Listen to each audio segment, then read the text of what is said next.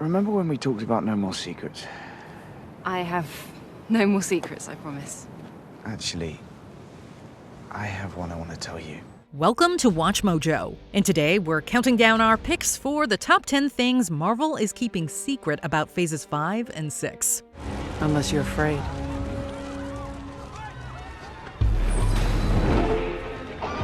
Not in the least. For this list, we're looking at the biggest mysteries about the next few years of stories for the Marvel Cinematic Universe that the studio giant is keeping under wraps.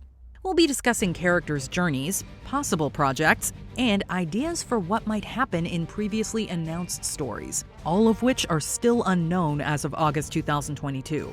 Also, expect heavy spoilers for what we've already seen. Where do you think Marvel will head next? Let us know in the comments and we'll see if it comes true. Number 10. Nova's spin-off?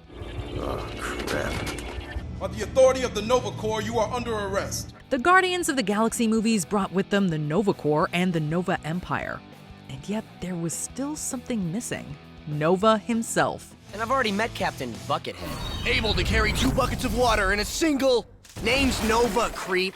Nova, creep. Catchy. Nova, the human rocket. Okay. The Human Rocket has been called the perfect blend of Spider-Man and Green Lantern, protecting the cosmos of the Marvel Universe. He's been a part of both the Nova Corps and the Guardians, so a project with him is overdue. You never told me you lived in outer space and had another team? Oh, really? There was this time my other team fought the Skrulls in the Andromeda Galaxy. Sam, I have a test in like 5 minutes. Thankfully, Moon Knight co-writer Sabir Pirzada was announced to be writing a Nova project, but it's still unknown if it'll be a new series or movie. Either way, with the MCU exploring Marvel's cosmic universe, the timing couldn't be better for Nova to join the fight. I should thank you, Titus. Sometimes I forget what I'm capable of, what I was destined to be. And just so that we're both perfectly clear, you will never take this helmet from me. Number 9. Will the Symbiote Return? Okay, I got this. You're saying that this whole place here, it's just tons of super people. And he has been saying it for hours. In the post-credit scene for Spider-Man No Way Home, we see Eddie Brock from Sony's Venom movies stuck in the MCU, chatting in a bar with his symbiote. Suddenly, the duo disappears back to their universe, but a piece of the symbiote is left behind. What is happening? No, we just got here. No, not again. Oh. It's disappointing we didn't get to see Venom meet up with the other multiverse Spidey villains, but we can't help but wonder, what will become of this single symbiote piece? Where am I?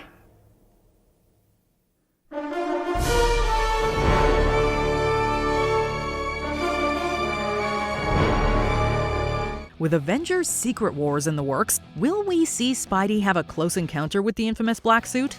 It'd fit in well with the alien's role in the original story, and open up more story possibilities for Tom Holland's Spidey. I fought an alien too. On Earth and in space. Oh. Yeah, he was purple. I want to fight an alien. Number 8. Where are the Eternals? Why are you helping Icarus? We can't let it absorb our powers. Too late. Tina, he's trying to go. After the Eternals risked everything to protect the Earth, that all-too-familiar tagline at the end promised that they would return. Already, they teased audiences with the post-credit scene introducing Thanos' brother Eros and his friend Pip the Troll, voiced by Patton Oswalt. Your friends are in big trouble. And we know where to find them. The duo offers to help the Eternals find their friends that were taken by Arishem. While this event will probably be addressed in the rumored sequel, one big question remains. Where will they come in for the Avengers? Will they show up to break their non-interfering streak and fight Kang? Or will they meet another cosmic hero in an adventure like the Marvels? For Earth's sake, let's hope these heavy-hitting heroes meet the Avengers sooner rather than later. So now that Captain Rogers and Iron Man are both gone, who do you think's gonna lead the Avengers? I could lead them. I figured I'd be good at that. Yeah, you would. Ajax didn't even choose you to lead us. Whoa! Ouch. Ouch. Number 7. The Young Avengers. In the comics, a few of the most notable members of the Young Avengers included Kate Bishop, Eli Bradley, Cassie Lang, America Chavez, and Billy and Tommy Maximoff. Not only were most of these characters introduced in Phase 4, but more heroes like Ironheart are on the way.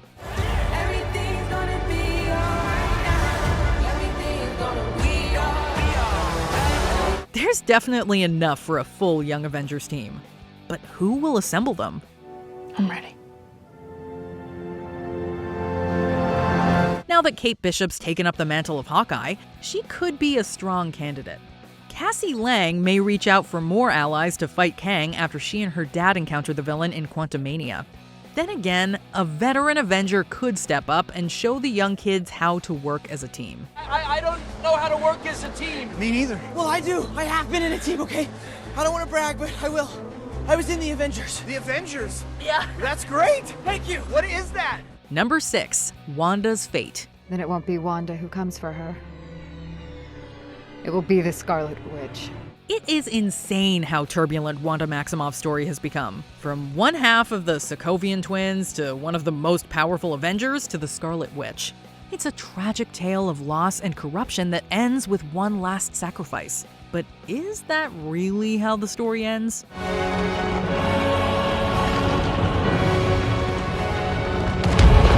Currently, it's unknown if Wanda survived the ending of Multiverse of Madness or not. But considering the massive following she's gathered, we doubt we've seen the last of her. Hopefully, we'll get to see her much-needed redemption arc, topped off with a loving reunion with Vision. We have said goodbye before, so it stands to reason. We'll say hello again. After everything she's lost and suffered, Wanda's story needs a happy ending. Number 5. When is Armor Wars coming? So I take the tank, fly it right up to the General's palace, drop it at his feet. I'm like, boom, you looking for this? Boom, are you looking? Why do I even talk to you guys? Everywhere else that story kills. For most of his MCU career, James Rhodes, aka War Machine, was usually a supporting character to Tony Stark.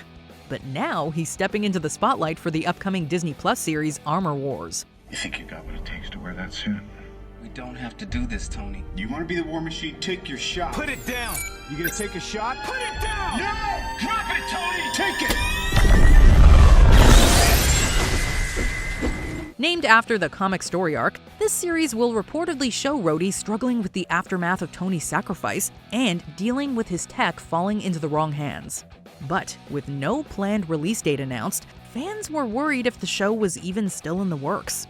Thankfully, the show's head writer has assured us that Armor Wars is still happening, and production officially begins in fall of 2022. But the date of when he'll drop in is still unknown as of August 2022. Fly it right up to the General's palace. I drop it at his feet. I'm like, boom, you looking for this?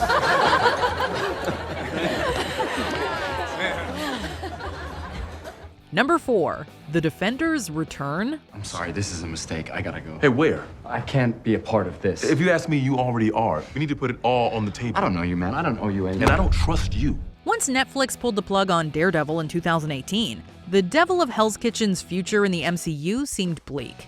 However, with Disney acquiring the rights to Netflix's Marvel shows, Matt Murdock's been slowly emerging back in the spotlight with surprise guest appearances and a brand new Disney Plus series. How did you just do that? I'm a really good lawyer. Luke Cage, Jessica Jones, and Iron Fist all had their own Netflix Marvel shows too, all of which culminated with Daredevil into the crossover series The Defenders. While one Defender is accounted for, will the other 3 get a second chance to shine? It's too soon to tell. But with all of their shows now streaming on Disney Plus, let's not rule anything out either. I don't hate it. It's almost like you're back in business. Yeah, almost. Number 3, Thor Will Return. Let me tell you the story of the space Viking, Thor Odinson. When? It looks like things are finally looking up for Thor Odinson. He's much more optimistic than he was in Endgame, and he's found purpose and taken in an adoptive daughter to fight beside him. But we can't help but ponder what's next for Thor. You are not like the other gods of kill. Because I have something worth fighting for. The post-credit scenes guarantee his return, but no hint of a 5th movie or series was given at Comic-Con. We just know Hercules was sent to battle him. I don't mean to interrupt, whatever this is, but I've come to find the Avengers. Do you know where they are? So now we're left biting our nails as to how the God of Thunder will fare against the Greek god. Will their paths cross in one of the Avengers films? Or will Thor get a record-breaking 5th movie to settle his beef?